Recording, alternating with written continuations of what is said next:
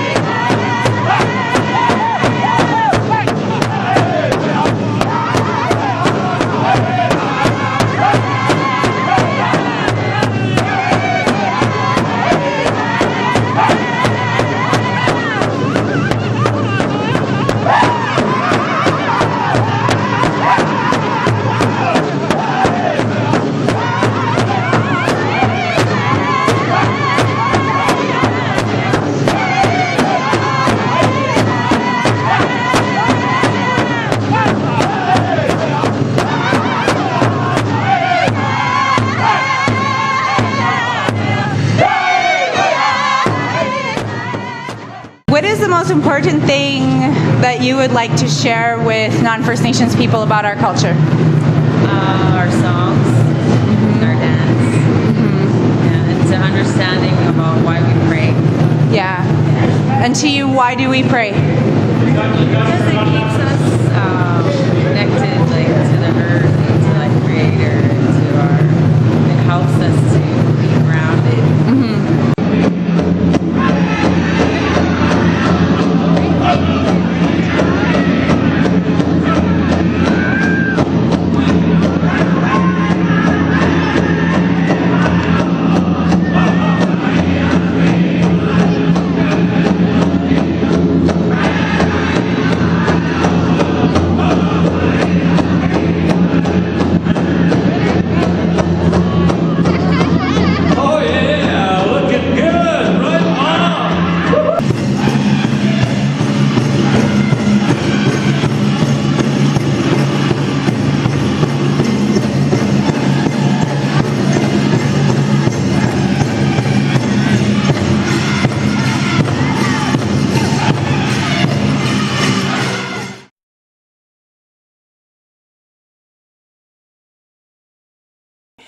What is your Blackfoot name and who gave it to you? My Blackfoot name is Miani Sti Bieksaki. I've been working on this for days. I'm gonna get it right one of these days for sure. And it was given to me by Elder Bruce Wolfchild, who is an amazing, amazing man. He has some amazing stories. We have plans to have dinner so he can tell me some more stories, and I'm definitely gonna stay in touch with him because he was just an amazing person. Excellent. And how did you meet him? I met him through Lance Tailfeathers and Marianne Crow-Healy.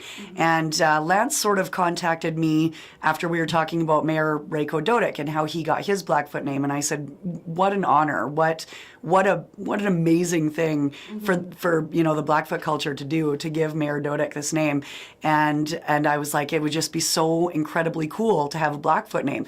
And Lance phoned me up like a week later and said, hey, we overheard you talking about this. We're really working on meshing our two cultures, and it would be really awesome if you would jump on board if you're actually interested in this. And I was like, you betcha, sign me up right away.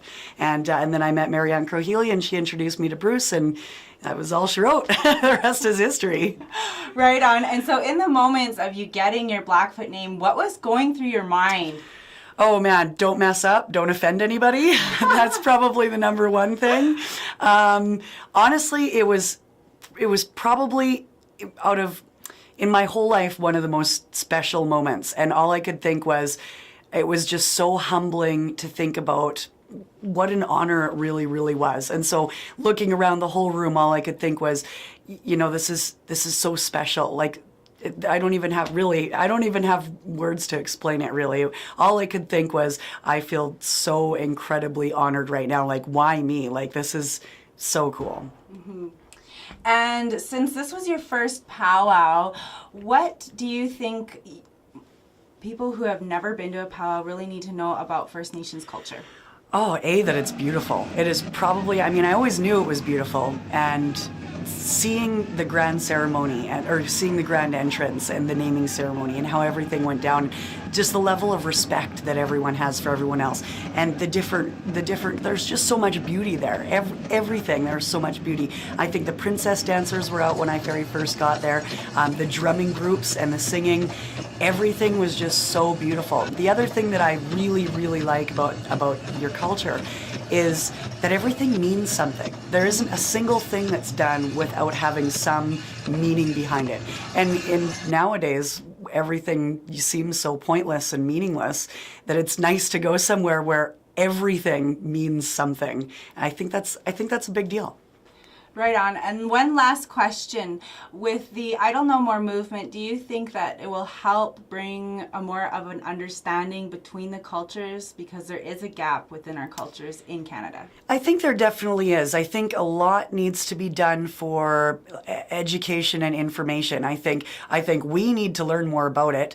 And I think, like, maybe like the presentation of the information, with the blockades and stuff that recently caused all the controversy and stuff, that sort of way, maybe there's a different way that can be done to go about it. And I'm not judging either way, but I think both sides definitely need to take a step back and be like, listen, what's the real issue, right? How are we going to work around this? And ultimately, I think things like this, like not to toot my own horn, but getting the Blackfoot name and extending that olive branch, and showing that the two cultures can love each other. There shouldn't be any lack of love for any culture, in my opinion, but I think that will definitely help move the Idle No More process along a lot quicker than just protesting, and as long as there's no anger and there's more education happening, then I think that'll really help and move it along. Mm-hmm. Thank you for tuning in to this edition of Prairie Fire. Stay tuned to upcoming episodes, and be sure to check out the Opagossan Masquerade and Valentine's Day Cabaret on February 15th. If you need tickets, the number is 403-380-2569. Get a matsin.